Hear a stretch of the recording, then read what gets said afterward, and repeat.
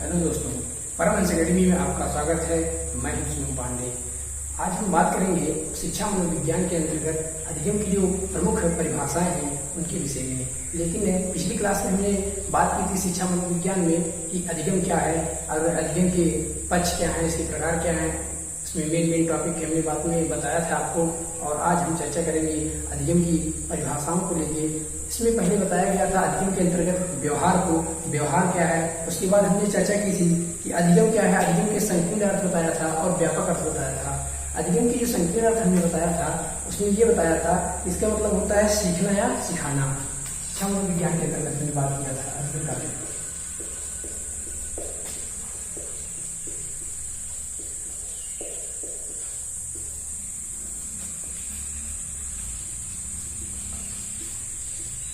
अधिगम इसे लर्निंग भी कहते हैं। यहाँ पे हमने दो अर्थ बताया था, एक संकीर्ण अर्थ बताया था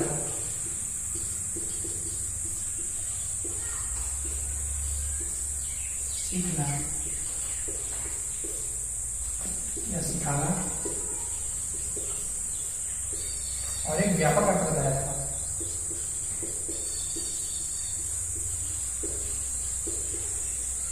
व्यवहार में परिवर्तन।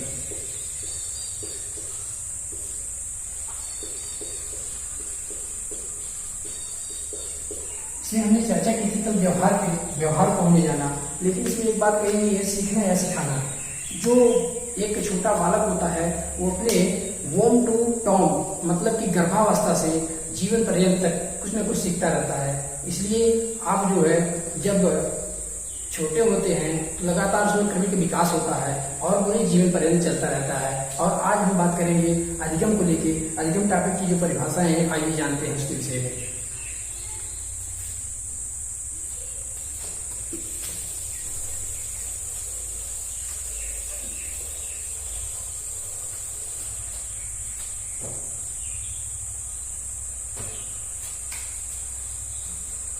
कुछ प्रमुख परिभाषाएं हैं इस प्रकार है।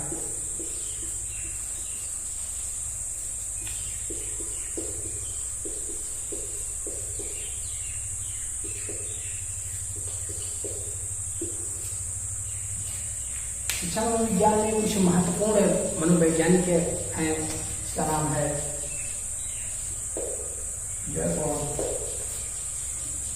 वाटसन भी है, काल्सनिक हैं,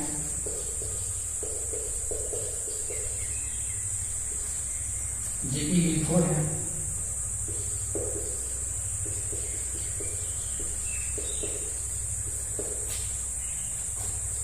बीएफ स्किनर हैं, अन्य वैज्ञानिक हैं। आइए आज हम इनके बारे में चर्चा करते हैं क्योंकि ये एग्जाम की पॉइंट ऑफ व्यू से बहुत महत्वपूर्ण है। इसमें डायरेक्टली क्वेश्चन पूछा जाता है कि ये कथन किसका है। तो आइए जानते हैं कुछ प्रमुख वैज्ञानिकों की परिभाषाएं।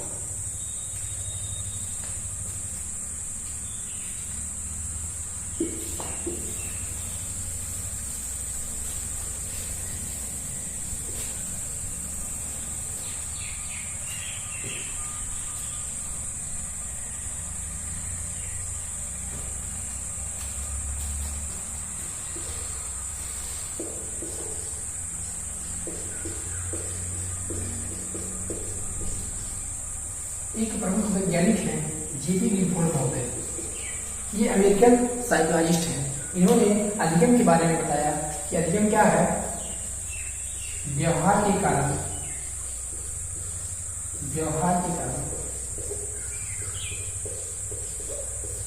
व्यवहार में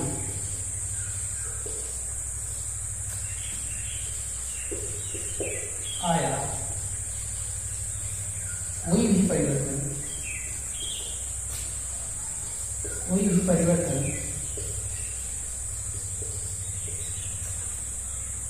अधिगम कहलाता है।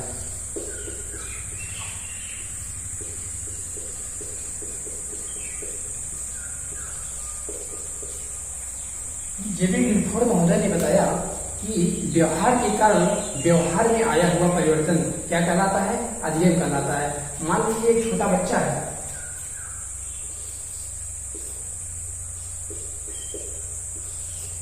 और एक और बच्चा है,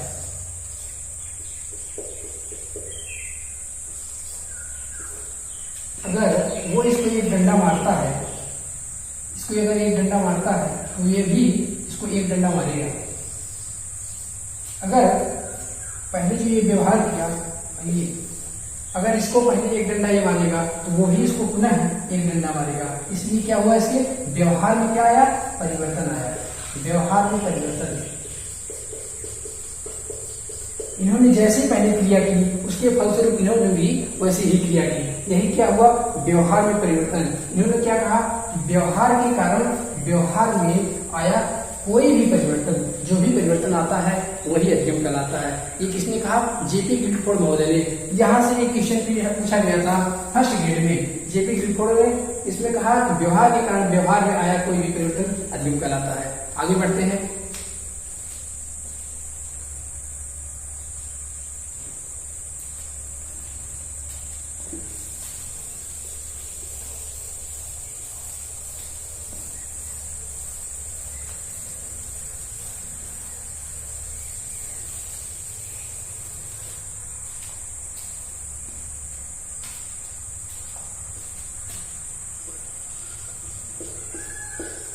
क्रो एंड क्रो,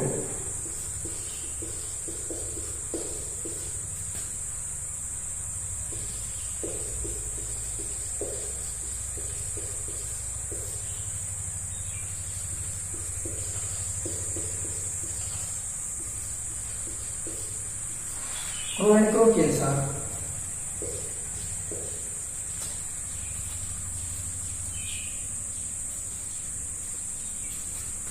आदत, अभिवृत्ति, आदत, अभिवृत्ति और ज्ञान के कारण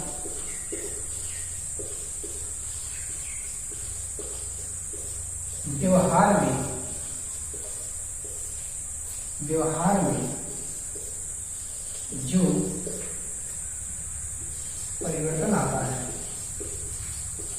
जो परिवर्तन आता है, वही अधिगम कहलाता है।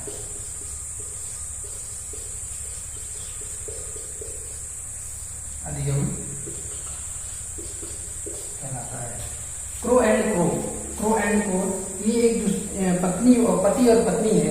इन्होंने क्या कहा कि आदत, अभिवृत्ति और ज्ञान, आदत, अभिवृत्ति और ज्ञान के कारण व्यवहार में जो परिवर्तन आता है वही अधिगम कहलाता है।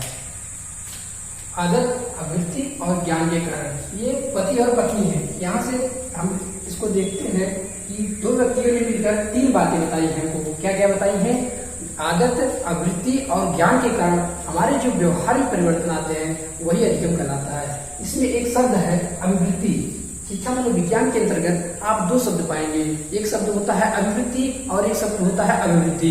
यहाँ पे जो अभिवृत्ति का तात्पर्य है वो क्या है, नजरिया या दृष्टिकोण, और एक जो है अभिवृद्धि वो क्या होता है, क्रमिक विकास होता है दोस्तों।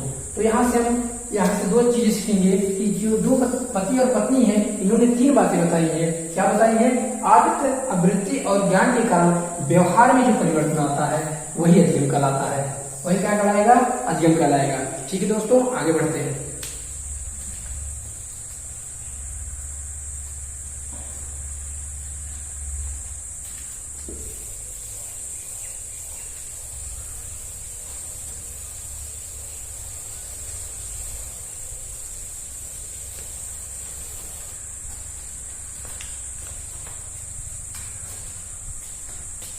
एक प्रमुख वैज्ञानिक है विलियम वुडवर्थ।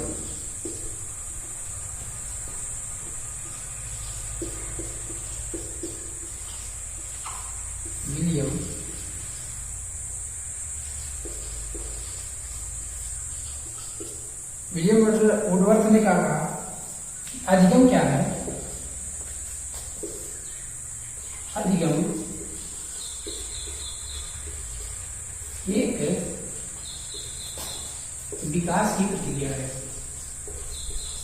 विकास की प्रक्रिया है।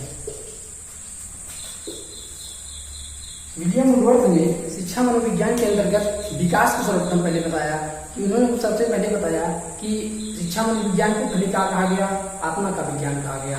उसके बाद क्या कहा गया, मन या मस्तिष्क का विज्ञान कहा गया। फिर क्या कहा गया, चेतना का विज्ञान कहा गया। और वर्तमान में जो है वो क्या है, व्यवहार का विज्ञान। फिर वहां से उन्होंने अधिगम को बताया। अधिगम को उन्होंने क्या बताया कि अधिगम क्या है, विकास की प्रक्रिया है। ये क्या चलती है, लगातार चलती रहती है।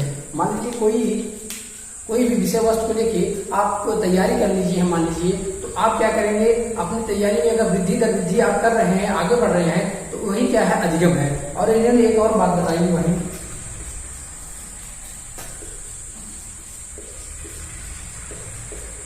नवीन ज्ञान एवं नवीन प्रक्रियाओं का अर्जन। नवीन प्रक्रियाओं का अर्जन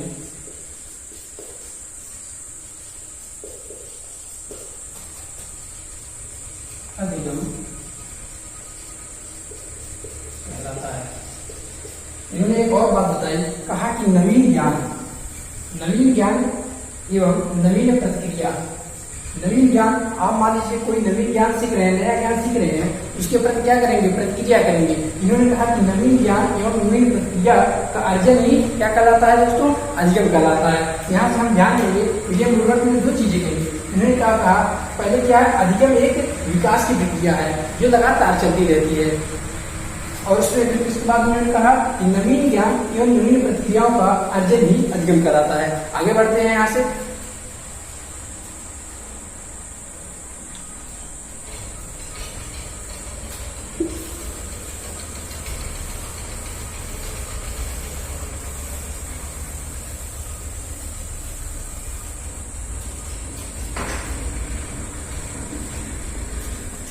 एक नए वैज्ञानिक हैं, D.F. स्किनर महोदय।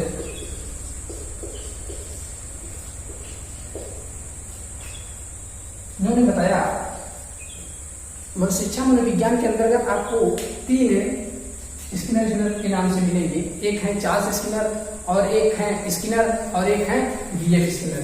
इन्होंने कहा क्या,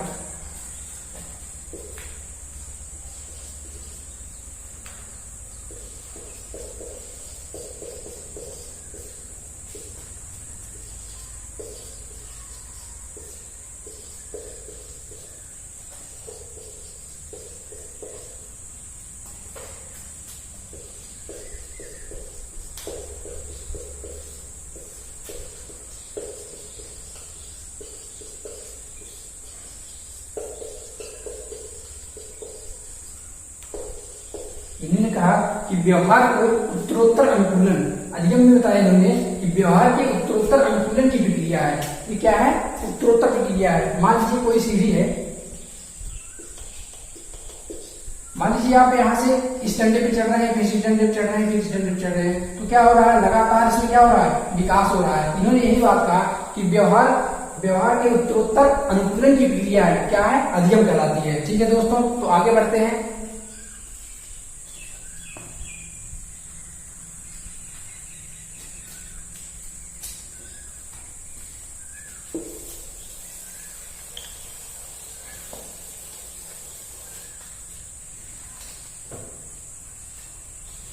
एक वैज्ञानिक है गेर्स,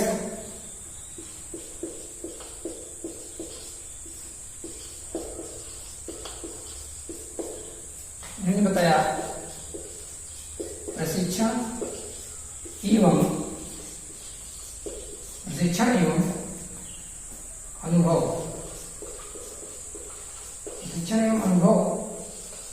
के द्वारा व्यवहार में जो परिवर्तन आता है,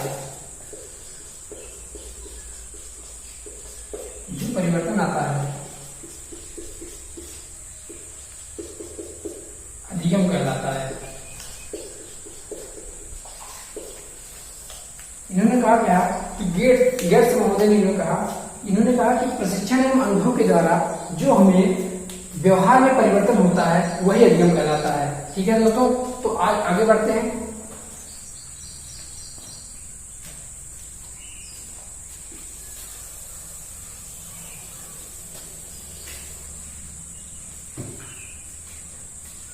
अगले हम नेक्स्ट वीडियो पढ़ेंगे अधिगम के पक्ष क्या क्या है, अधिगम के पक्ष के बारे में। इसमें भावात्मक, क्रियात्मक 3 पक्ष हैं इसमें, और आगे इस नेक्स्ट वीडियो में हम पढ़ेंगे। तो अगर आप हमारे इस चैनल पे नए हैं तो चैनल को सब्सक्राइब करें और कमेंट बॉक्स में कमेंट करें। धन्यवाद।